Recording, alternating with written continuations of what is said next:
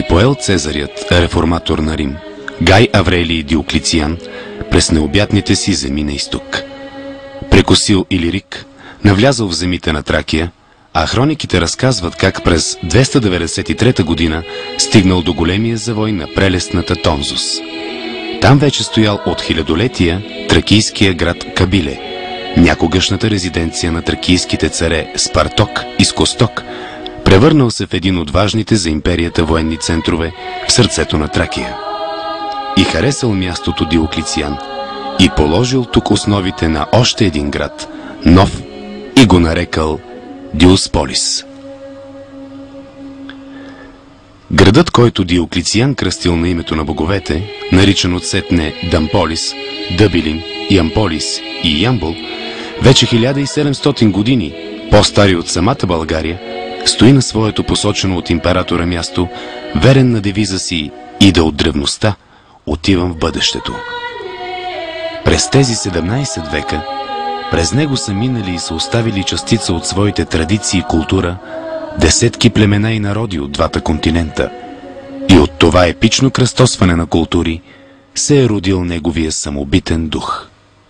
Разположен по плодородните земи на долното течение на река Тунджа, само на 100 км от морето, Ямболският регион е бил естествено средище за възникването на древна цивилизация.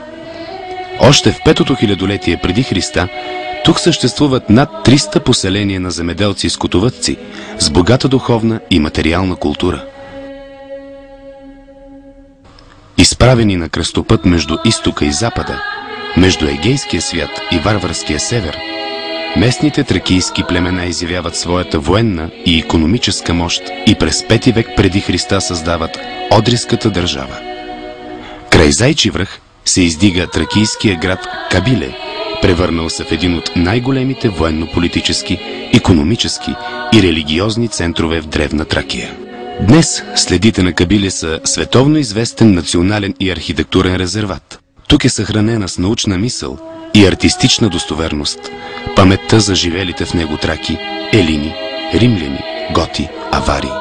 Един отлично уреден и лесно достъпен комплекс от музей с богата експозиция, конферентна зала, археологична база, тракийско светилище на върха и гостоприемни местни хора, които ще ви зарадват с ръчно изработени сувенири и майсторски копия на уникалните находки.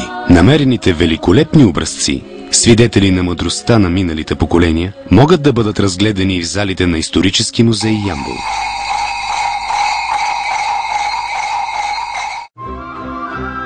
Ямболска област ревниво пази в паметта си белезите от възходи и падения и щедро е раздавала тази памет на света. Така ще и сега, когато България влиза в голямото семейство на европейските страни и народи, с самочувствието на дълбоките си традиции. Впечатляваща е богатата етнография на Ямболския край. Женското всекидневно и празнично облекло от края на 19 и началото на 20 век е уникално с невероятно богатата си везбена украса. Очарованието и неповторимостта се определят преди всичко от оригиналните орнаменти и многообразието на багри и нюанси. В изработката му българката е влагала богата фантазия, майсторство и много любов. Етнографският музей в град Елхово, един от 3 етнографски музеи в България, съхранява и днес бита, занаятите и традициите на този край. Тук е единственото място, където ще видите запазени обредни костюми и пресъздадени традиционните български обичаи. Автентичният дух на миналото може да бъде усетен от красивите игри на кукерите. В Ямбол през февруари се провежда ежегоден маскараден фестивал с участието на десетки кукерски и маскени групи от цялата страна и чужбина. Чудесна възможност да се включите в празника на багрите и звука на хиляди хлопки, да се забавлявате на истински карнавал и да опитате от прекрасното червено вино. Традиционният коледарски празник е единственият по рода си в България. Всеки, който веднъж е усетил ритъма на коледарските танци, го носи завинаги в себе си и не може да устои на желанието отново и отново да се връща тук и да преживява тази магия. Многобройна публика и много участници, както от страната, така и от чужбина, привличат традиционните фестивали Родило се преродило, град Ямбол. Мараша пее, Стралджа. Върбова свирка свири, Болярово. Тракийски ритми, Бакаджик, община Тунджа.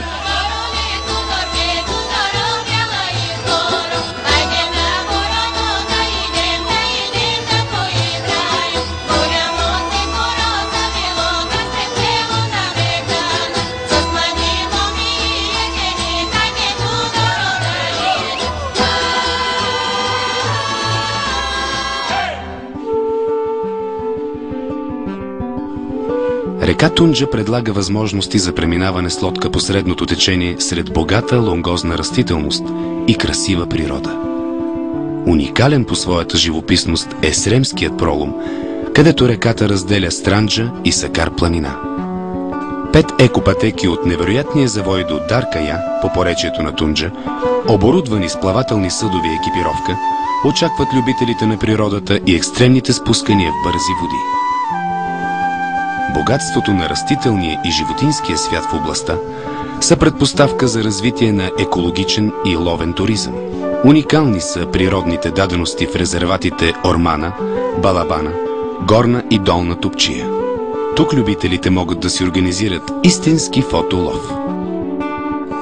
Нископланинските възвишения Бакаджик са чудесен обект за пешеходен и велотуризъм с широколисните си гори и историческите си забележителности, скътали уникални експонати, ценни икони и Евангелия. Бакаджик има и благоприятни условия за рекреативен туризъм. В резултат на беломорското течение, преминаващо от тук, въздухът е оценен като лечебен за белодробни заболявания още от руските лекари преди повече от 150 години, а съвременната база за отдих ще направи вашата почивка наистина приятна. На по-малко от 100 км от Южното Черноморие, от векове на кръстопът стои Ямболска област. Културно-познавателен, воден, рекреативен, ловен и екотуризъм са само част от възможностите, които предлага Ямболския край на своите гости и на туристите, решили да открият нови и непознати места. Приятната разходка сред исторически забележителности и красива природа, участието в културни или спортни прояви може да завърши с дегустация на прочутите ямболски червени вина в неповторимата обстановка на винарните. Гостоприемна и огряна от слънце, тази земя винаги е приемала и приема своите гости, дарявайки ги с букет от незабравими преживявания. С самочувствието на дълбоките си традиции, съхранени през вековете, гостоприемните ямболци са в очакване на своите гости. Елате да видите, елате да опознаете непознатата Тракия по долината на Тунджа.